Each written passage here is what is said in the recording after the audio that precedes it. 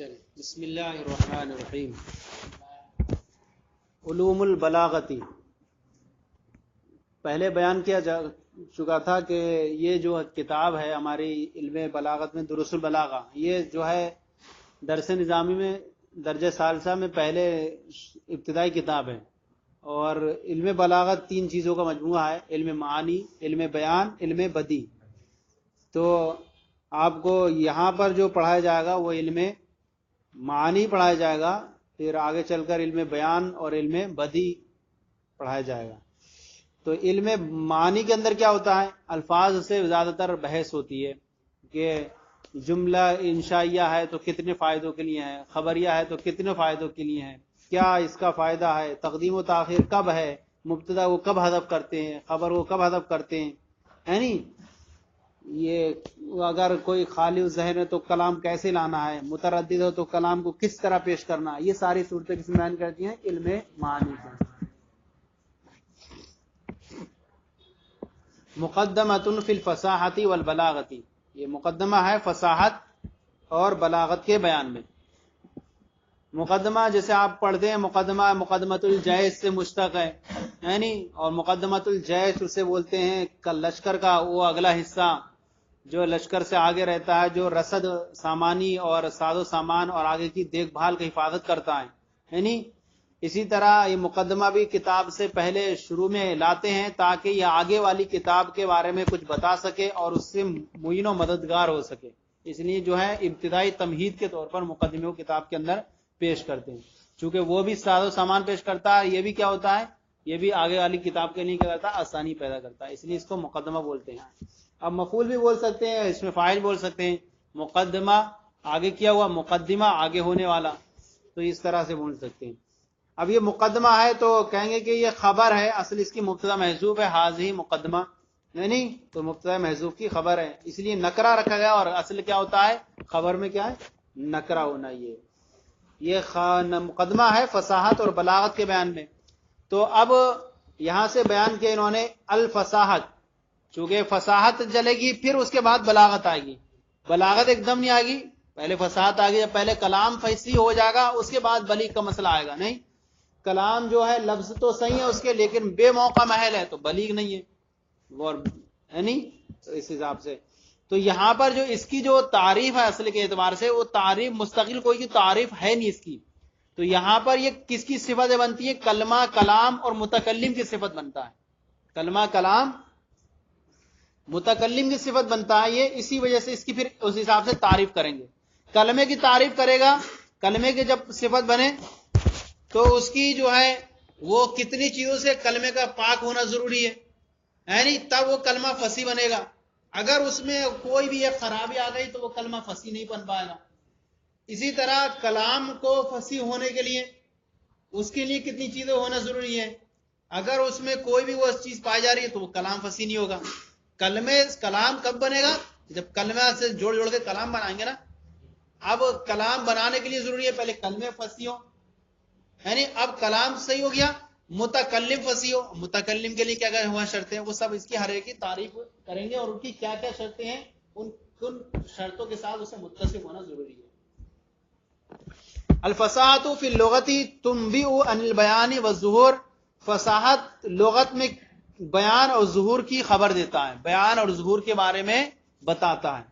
فصاحت کا لغوی معنی کیا ہے؟ بیان اور ظہور. یہ کیا ہے؟ فصاحت فصیح ہے، یعنی یہ اچھا صاف انداز میں بولنے والا، یہ فصیح اللسان ہے، یعنی بہت اچھا ملکہ ان کو بولنے، صاف طور بولتے ہیں. تو فصاحت فی اللغت کہتے ہیں بیان اور ظہور کے بارے میں خبر دیتا ہے. بیان اور ظہور کا اس کا معنی لغوی معنی کیا ہے؟ بیان اور ظہور. فصاحت لغت میں بیان اور ظہور کی خبر دیتا ہے، اور یہ جو ہے فصیح ہے، یہ اس کی خبر دیتا ہے. اس کی پر محل استشہاد کے طور پر اہل عرب کا یہ قول پیش کیا کہ جب بچہ بالکل کیا ہو جائے، وہ اچھا بولنے لگے اور اس کا کلام بالکل اجاگر ہو جائے، تو یہ استعمال کرتے ہیں تعبیر افصح الصبی فی منطقی، کہ بچہ جو اپنی زبان میں گفتگو میں کیا ہو گیا، بالکل صاف شفاف ہو گیا. کیا ہو گیا؟ بچہ اپنی زبان میں اپنی بولنے میں کیا ہو گیا، فصیح ہو گیا. تو یہ کب بولتے ہیں؟ اذا بانا و ظہر کلام، جب وہ کیا ہو جائے، روشن ہو جائے، اجاگر ہو جائے، اور اس کا کلام کیا ہو جائے، بالکل ظاہر و باہر ہو جائے، اب اس کی توتلاہٹ اکتاہٹ پن ختم ہو جائے، بالکل صاف انداز میں ہونے لگا، تو یہ ایک تعبیر استعمال کرتے ہیں، کیا کرتے ہیں، افصح الصبی فی منطقہ، سمجھا نہیں، یہ لغت مان فصیح ہونا، واضح ہونا، ہو گیا نہیں.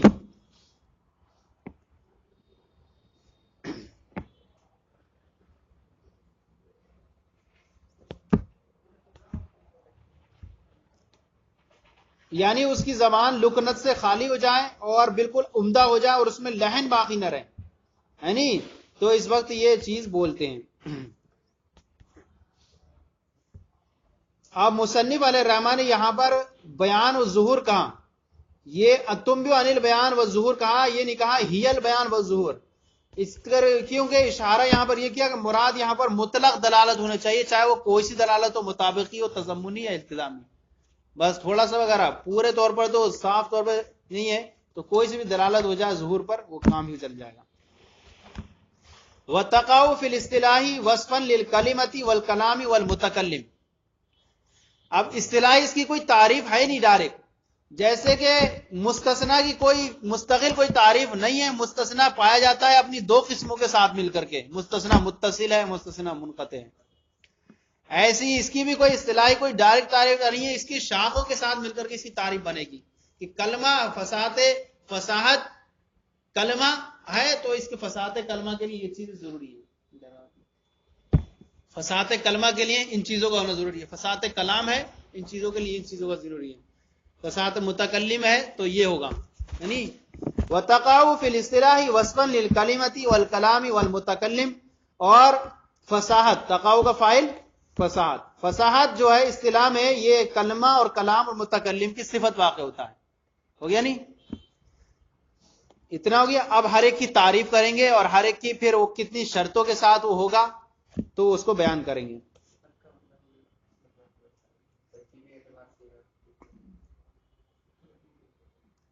ترکیبی اعتبار سے نہیں ہے، بلکہ کہیں گے کہ اس کی خوبی بولتے ہیں، کیا بولتے ہیں، خوبی، کلمے کی جو صفت ہے، کلمے کی خوبی یہ ہونی چاہیے کہ وہ کلمہ ایسا ہو، ہے نہیں،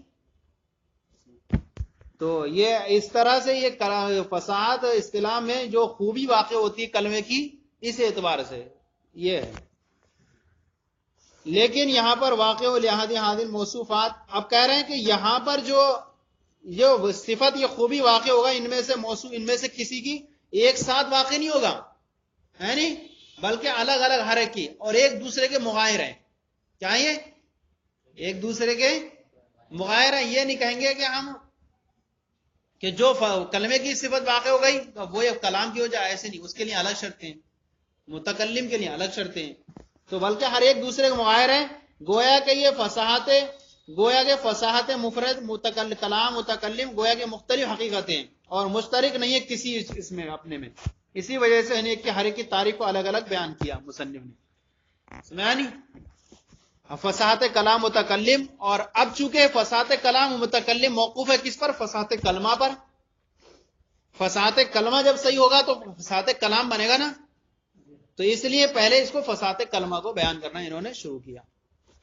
فصاحت کلمہ، کلمہ کب فصیح ہوگا، اس کے لیے تین شرطیں ہیں، کتنی ہیں، تین شرطیں ہیں. کلمہ کب فصیح ہوگا اس کے لیے تین شرطیں ہیں، اگر وہ تین شرطیں پائی جاتی ہیں تو کلمہ کہیں گے کہ یہ فصیح ہو گیا. کیا ہے، سلامت من تنافر الحروف و مخالفت القیاس والغرابت. کلمے کا فصیح ہونا، کلمے کی فساد کیا ہے کہ کلمہ اس کا صحیح ہونا، محفوظ ہونا، کیسے، تنافر حروف سے، مخالفت قیاس سے اور غرابت سے. کلمہ کیا ہے، کلمہ کب فصیح ہوگا، جبکہ وہ محفوظ ہو، کیسے، تنافر حروف سے، مخالفت قیاس سے اور غرابت سے. اب ہر ایک کی تعریف کریں گے، مخالفت قیاس کیا ہے، تنافر حروف کیا ہے، غرابت کیا ہے نہیں. تو اس کو آپ اپنی جب بنائے نا کتاب وغیرہ کاپی میں، تو ہر ایک کی ساتھ ساتھ مثال نقل کرتے جائیں. یہ ہوئی تعریف لکھی، اس کی مثال، کلمے کا لکھا تو کلمے کے تعلق سے یہ چیز بحث ہوئی، اب کلام کی یہ ہوئی، اس طرح سے باب تقسیم ہو جائیں گے نہیں. اب کہہ رہے ہیں یہ ان تینوں میں سے ہر ایک میں، یعنی یہ تینوں میں سے ہر ایک میں، یہاں تک کہ اگر کسی ایک میں کوئی چیز بھی پالی گئی تو وہ فصیح نہیں ہوگا. مان لیجئے کلمہ ہمیں تنافر حروف تو نہیں ہے، مخالفت قیاس بھی نہیں ہے، لیکن غرابت ہو گئی تب بھی وہ فصیح نہیں ہوگا. یعنی کوئی بھی پا لیا گیا ان میں سے، یہ نہیں کہ اگر دو پائے گئے تو چلو فصیح مان لو، نہیں، تینوں سے پاک صاف ہونا ضروری ہے کلمے کا. تو اسی لیے کلمے کی فساد کو منحصر کیا کہ ان تینوں سے کیا ہو، پاک و صاف ہو، اس لیے کہ یہ فساد میں مخل ہوتا ہے. اب دیکھیں اس کی دلیل حاصل اس طور پر کر سکتے ہیں، یا تو اس کے مادے اور حروف میں کیا ہوگا، عیب ہوگا. کیا ہوگا؟ مادے یا حروف میں عیب ہوگا، تو ایسی صورت میں یہ تنافر ہے. کیا ہے؟ تنافر ہے. یا اس کی صورت اور صیغے میں عیب ہوگا تو یہ مخالفت قیاس ہے. یا اس کی معنی پر دلالت کرنے میں عیب ہوگا تو یہ غرابت ہو گیا. کیا ہو گیا؟ اب اس کے علاوہ کوئی اور تصور نہیں کر سکتے، لہذا ان تینوں سے پاک ہونا ضروری ہے کلمے کا. کیا ہو گیا؟ اوپر یہیں نہیں لکھا، حاشی میں لکھی ہے سب چیزیں، ہے نہیں؟ اتنا ہو گیا نا. اب ہے کہ تعریف سنیں گے تو سمجھ میں آ جائے گا. فتنافر الحروف. اب تنافر حروف، تنافر وصف فی الکلمۃ یوجب ثقلها علی اللسان وعسر النطق بها. تنافر حروف کلمے میں ایک ایسا وصف ہے، کلمے میں ایک ایسا وصف ہے، یوجب ثقلها، جو سبب بنتا ہے کائے کا، ثقل کا، دشواری کا. کیا بنتا ہے؟ دشواری کا، علی اللسان، زبان پر، وعسر النطق بها، اور اس زبان پر اس کی کیا ہوتی ہے، اس کا بولنا کیا ہو جاتا ہے، دشوار ہو جاتا ہے. تو تنافر حروف کلمے میں ایک ایسا وصف ہے جو سبب بنتا ہے کیا کا، زبان پر اس کی ثقل کا، بھاری پن کا، یعنی بولنے میں بڑی عجیب وہ ہو رہی ہے، زبان کو پلٹنا پڑ رہا ہے، تو جو ہے وہ سبب بنتا ہے کہ زبان پر ثقل کا، اور بولنے میں زبان اس پر کیا ہوتی ہے، بولنے میں زبان پر اس سے دشواری ہوتی ہے. تو کلمے میں ایک ایسا وصف ہے جو زبان پر دشواری کا سبب بنتا ہے اور زبان کو بولنے میں اس سے دشواری. سمجھ میں؟ ہاں، کلمے کا ایک وصف بول دیں، اضافت فیہ وغیرہ بول دیں، کلمے کا ایک وصف ہے، یعنی تنافر حروف کلمے کا ایک ایسا وصف ہے. ہاں، تو اب خالی ہونا، تو اگر یہ وہ تنافر حروف کیا چیز ہے، کلمے کے اندر اگر یہ چیز آ گئی تو کہیں گے یہ تنافر حروف میں سے پایا گیا کلمہ ہو گیا، تو فصیح نہیں ہوگا. ہاں، تنافر حروف کلمے کا ایک ایسا وصف بن جائے گا یہ. تو یہ اس چیز سے پاک ہونا چاہیے کلمہ، یہ نہیں کہ یہ چیز شامل ہو جائے، یہ چیز شامل ہو جائے گی تو وہ فصیح کہاں ہو جائے گا، ہے نہیں؟ تو تنافر حروف کیا ہے، کلمے کا ایک ایسا وصف ہوگا جو زبان پر اس کے ثقل کو واجب کرتا ہے، موجب بنتا ہے، اور بولنے میں زبان پر کیا ہوتی ہے، اسے دشواری ہوتی ہے. اس چیز کا اگر وہ چیز پائی جا رہی ہے اس کے اندر تو وہ کلمہ فصیح نہیں ہوگا. اس چیز سے پاک اگر یہ کلمہ ہے تو وہ کلمے کے اندر ایک شرط پائی گئی فصیح ہونے کی، ابھی دو شرطیں رہ گئی، مخالفت قیاس، غرابت. تو غرابت اور مخالفت قیاس بھی سے پاک ہو جائے تب وہ فصیح بنے گا. اس میں آ گیا نہیں؟ جیسے الغشو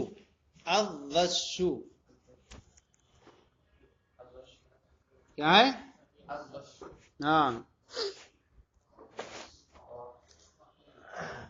للموضع الخشن، خشن کھردری جگہ کے لیے، کھردری جگہ ہوتی ہے نہیں، تو کھردری جگہ کے لیے کیا بولیں گے، الغشو، یہ بولنے میں بڑا زبان پہ دشواری ہو رہی ہے اس کی، الغشو. اجمیوں کو تو کچھ بھی دے دو وہ تو بول دے. ہاں، تو عربی میں بنائیے تو عربی بولیں گے، ہم تو کچھ بھی دے دو ہمیں کیا ہوتا چلے گا.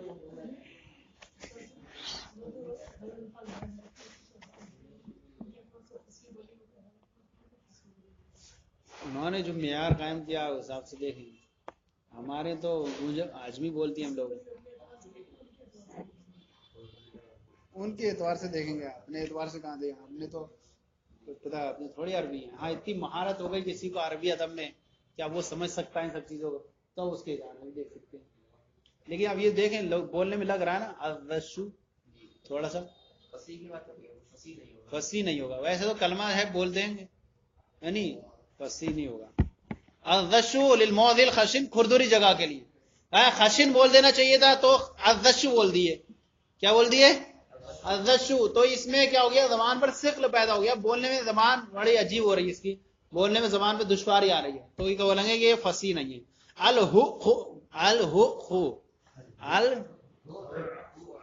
لنبات ترعاہ الابل، الحوخو اس گھاس کو بولتے ہیں جس کو اونٹ چرتے ہیں، کیا بولتے ہیں؟ جسے اونٹ چرتے ہیں تو اس گھاس کو کیا بولتے ہیں؟ ہوخو، یعنی الحوخو نہ کہہ کر کے نبات کہہ دیتے ہیں، آسان تھا، لیکن ہوخو یہ لائے تو یہ زبان کیا ہو رہی ہے، اس میں بولنے میں دشوار ہو رہا ہے، اس لیے کیا کہیں گے یہ کلمہ کیا ہو گیا، فصیح نہیں ہے، تنافر حروف پایا گیا اس کے اندر، کیا ہو گیا؟ لنبات ترعاہ الابل، اس گھاس کو بولتے ہیں جس کو اونٹ چرتے ہیں۔ والنقاح للماء العذب الصافی، نقاح اس پانی کو بولتے ہیں جو صاف اور شیریں ہو، اس پانی کے لیے للماء العذب الصافی، صاف اور شفاف شیریں پانی کے لیے بولا جاتا ہے۔ تو نقاح یہ بول کر کے نقاح بول دیا، اور اس کو بول دیتے الماء بول دیتے، لیکن کیا نقاح بولے یہ، تو اس سے کیا ہے بولنے میں اس میں بھی دشواری ہوئی۔ تو یہ وصف کلمے میں ایک ایسا وصف ہوا یہ تو جو زبان پر دشواری کو پیدا کر رہا ہے۔ اچھا یہ پھر یہ جو ہے ان میں فرق ہے، اس میں ہو یہ زیادہ اس میں اور زیادہ تنافر پا گیا، یعنی اس میں اور زیادہ ہو گیا ہو میں، اور اس میں زشو میں تھوڑا کم تنافر ہے، اور مستشزر میں تھوڑا اس سے کم ہے۔ مستشزر میں کیا ہے؟ ہاں ہاں ہاں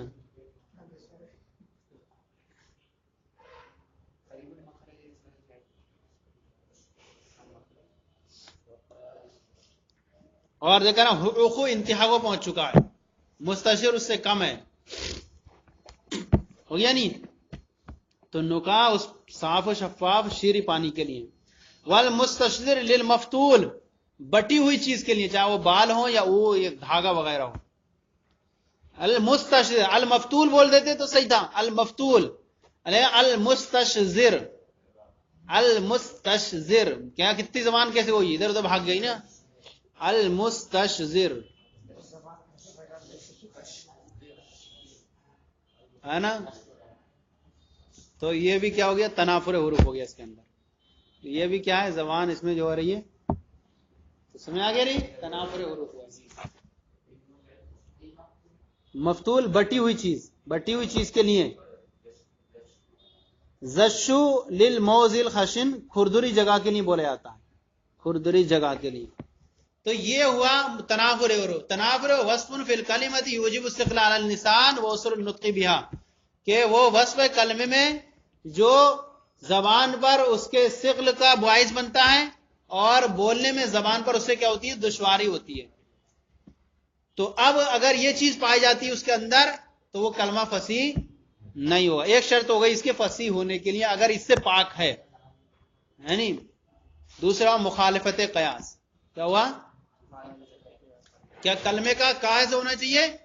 وہاں دیکھیں فصاحت الکلامتی، کلمے کی تعریف کیا تھی، سلامتها من تنافر الحروف ومخالفت القیاس والغرابت، یہ تھا نا، تو ان سے سالم ہونا چاہیے کلمہ۔ اب مخالفت قیاس سے بھی پاک و صاف ہونا چاہیے۔ مخالفت قیاس کیا ہے، کون الکلمتی غیر جاریت علی قانون الصرفی، یہ تو کیا کس میں، مادے میں اور حروف میں اس کے عیب ہوا نا، پہلے والا تنافر حروف ہو گیا، مادے اور اس کے حروف میں عیب ہو گیا، حروف اتنے ہارڈ لیا ہے اس کے اندر کہ اس میں زبان نے اپنا قبول نہیں کرنا چاہا، تو یہ تنافر حروف ہو گیا۔ اب اس کے صیغے اور صورت میں اختلاف ہو جائے تو یہ کیا ہو جائے گا، مخالفت قیاس ہو جائے گا، کہ کلمہ جو ہے مشہور صرفی قانون کے مطابق استعمال نہ ہو، کلمہ جو ہو کون الکلمتی غیر جاریتن، کلمے کا استعمال نہ ہونا صرفی قاعدے پر، کلمے کا صرفی جو قاعدہ ہے، صرف کا قاعدہ کیا ہے کہ اگر دو کلمے جمع ایک کلمہ ہے جہاں پر دو حرف ایک جنس کے ہیں تو قاعدہ یہ ہوتا ہے کہ ایک کو ساکن کر کے دوسرے میں ادغام کر دیتے ہیں، لیکن ادغام نہ کر کے ایسے رکھ دینا تو یہ کیا ہو گیا، صرفی قاعدے کے خلاف جاری ہو گیا، لہذا یہاں پر مخالفت قیاس ہو گئی. سمجھا نہیں؟ تو مخالفت قیاس یہ ہے کہ کلمہ جو ہے مشہور صرفی قاعدے پر استعمال جاری نہ ہونا، یعنی استعمال نہ ہونا، کلمے کا صرفی قاعدے پر استعمال نہ ہونا. جیسے جمع بوق علی بوقات فی قول المتنبی، متنبی یہ شاعر ہے 300 صدی ہجری کا، اور یہ اس کا کام یہ تھا، بہت اچھا فصیح غریب شاعر تھا، اور اس نے اپنی کتاب دیوان متنبی لکھی، لیکن اس کا کام یہی تھا کہ یہ بادشاہوں کی شان میں شعر لکھتا تھا، ان سے پیسے وصول کرتا تھا، بہت زیادہ انعامات جب تک بنی رہتی تھی خوب شعر لکھتا تھا، بگڑ جاتی تھی تو پھر برے برے اشعار لکھ دیتا تھا. تو ایک بادشاہ کی شان میں، اس کی ماں کی شان میں بہت بڑے گندے گندے اشعار لکھ دیے، اس میں پورے کتاب میں دیے بھی ہیں، اس میں لکھ دیے. اب بادشاہ جب پتہ چلا تو بادشاہ نے اسے پکڑوانے کے لیے بھیجا ادھر ادھر، تو یہ بھاگ گیا چھپ کے، تو کہیں جا کے اس کے سپاہیوں نے پکڑ کے اسے قتل کر دیا. پھر اس نے اپنے زمانے میں نبوت کا دعویٰ بھی کر دیا تھا. میں نے تو اس نے کیا کہا، اپنے یہ بادشاہ جو تھا سیف الدولہ، اس کے یہ شعر میں بہت زیادہ اشعار کہا کرتا تھا، تو اس میں سے ایک شعر یہ اس نے کہا، بوق لایا. کیا لایا؟ بوق لایا. بوق کی جمع کیا لایا؟ بوقات لائے. کیا لائے؟ بوقات لائے. تو یہ کہہ رہے ہیں کہ کلام کیا ہو گیا، کلمہ فصیح نہیں. کلمہ کیا ہے؟ فصیح صرفی قاعدے کے مطابق جاری نہیں ہے. اب اس پہلے ترجمہ کر لیں. کا جمع بوق علی بوقات، جیسے کہ بوق کی جمع بوقات لانا، فی قول المتنبی، متنبی کے قول میں کیا ہے، فَإِن يَكُ بَعْضُ النَّاسِ سَيْفًا لِدَوْلَةٍ فَفِي النَّاسِ بُوقَاتٌ لَهَا وَالتَّبُولُ. شاعر کہنا چاہتا ہے یہاں پر کہ اگر بعض لوگ حکومت کے لیے تلوار ہیں، اگر بعض لوگ حکومت کی تلوار ہیں، لامیہ اضافت لامیہ کیکا کی ترجمہ کریے، اگر بعض لوگ حکومت کی تلوار ہیں، بعض لوگ سے مراد اس کا ممدوح یعنی شاعر کا جو ممدوح ہے سیف الدولہ، کیا ہے؟ بعض سے مراد وہی. اگر بعض لوگ حکومت کی تلوار ہیں، کیا وہ حقیقت میں تلوار تھوڑی ہے، یعنی یہ کہ حکومت کی تلوار یہ ایسا ہے کہ کوئی بھی آ جائے کہ رکاوٹ کرنے والا، ہر کسی دشمن سے لڑ بھیڑنے والا، یعنی ایسا جری بہادر بادشاہ ہمارا. تو اگر بعض لوگ کیا ہیں، حکومت کی تلوار ہے، ففی الناس بوقات اللہ، تو لوگوں میں سے بعض، تو کچھ لوگوں میں کچھ ایسے ہیں بوقات اللہ، اس حکومت کے لیے کیا ہے، بغل ہیں اور ڈھول ہیں.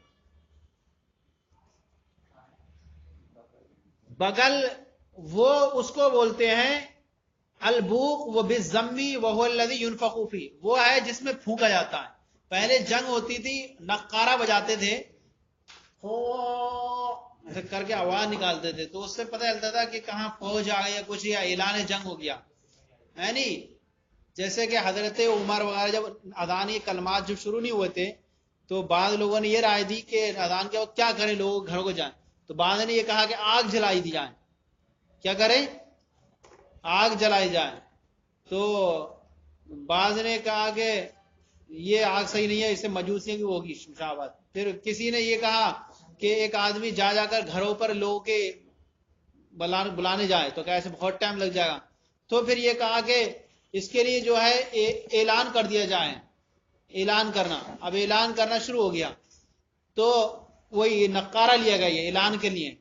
پھر اس کے بعد جو ہوا کہ 2-3 صحابیوں کو خواب میں جو ہے اذان کی کلمات جو ہے القاء ہوئے، تو اس طرح سے ہوا، تو پھر اذان کے کلمات کو پھر وہی بول دیا جانے لگے. تو یہ چیز ہوتی ہے. تو یہ کیا ہوتا ہے، بغل بولتے ہیں اسے، یہ بغل نہیں ہے انسان کی بغل نہیں، وہ والی بغل، وہ کیا بولتے ہیں، سارنگی بولتے ہیں، کیا گاف سے یہ ہے نہیں. تو یہ کیا ہوگی، سارنگی وغیرہ ہو گئی، یا نقارہ بولتے ہیں نقارہ. تو اگر بعض لوگ حکومت کی تلوار ہیں تو اس میں سے کچھ لوگ کیا ہیں اس حکومت کے لیے نقارہ اور ڈھول ہیں. کیا ہیں؟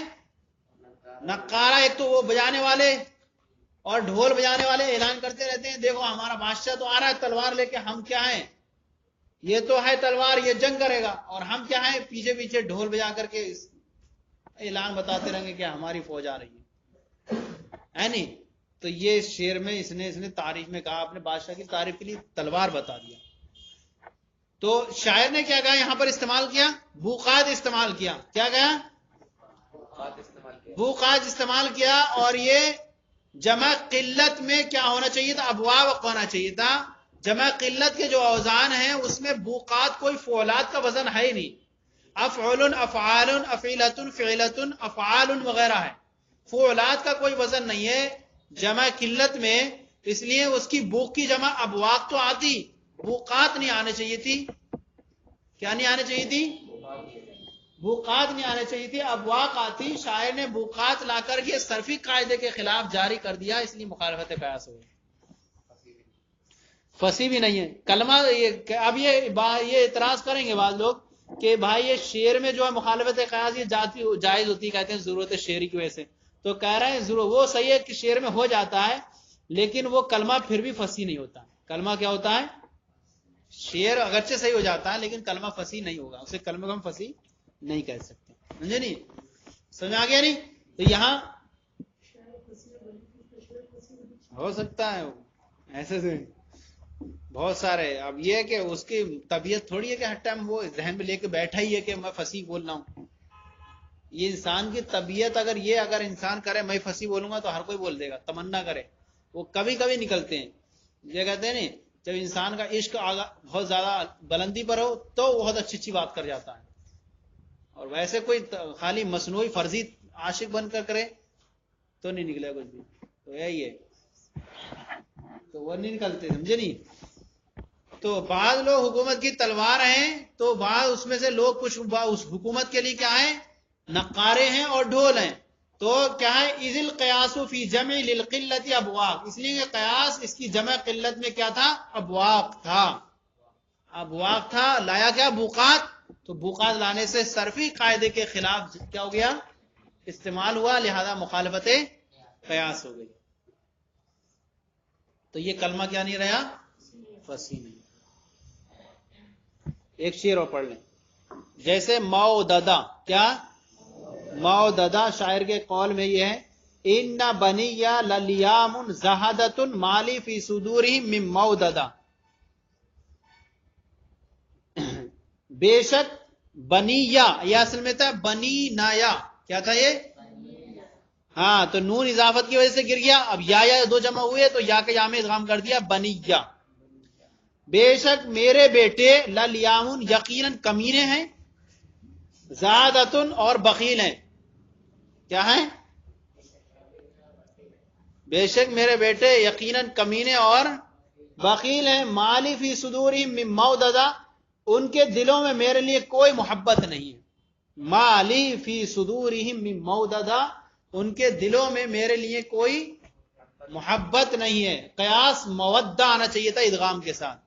کیوں کہ موددا دو دال جمع ہوئے, ایک دال کی حرکت نقل کر کے واو کو دے دیتے, مودہ پھر دال کا دال, ایک دال کو ساکن ہو گئی, دال کا دال میں ادغام کرتے, مودہ بنا دینا چاہیے تھا. لیکن یہاں شاعر نے بغیر ادغام کیے ہوئے دونوں دال کو سیدھے استعمال کر دیا ہے, صرفی قاعدے کے خلاف جاری ہو گیا. صرفی قاعدہ یہ تھا کہ جب دو حرف ایک جنس کے جمع ہو جائے تو پہلے کو ساکن کر کے دوسرے میں ادغام کر دیتے ہیں, لہذا یہاں صرفی قاعدے کے خلاف جاری ہوا, لہذا مخالفت قیاس ہو. بے شک میرے بیٹے کمینے ہیں اور بخیل ہیں, ان کے دلوں میں میرے لیے کوئی محبت نہیں ہے.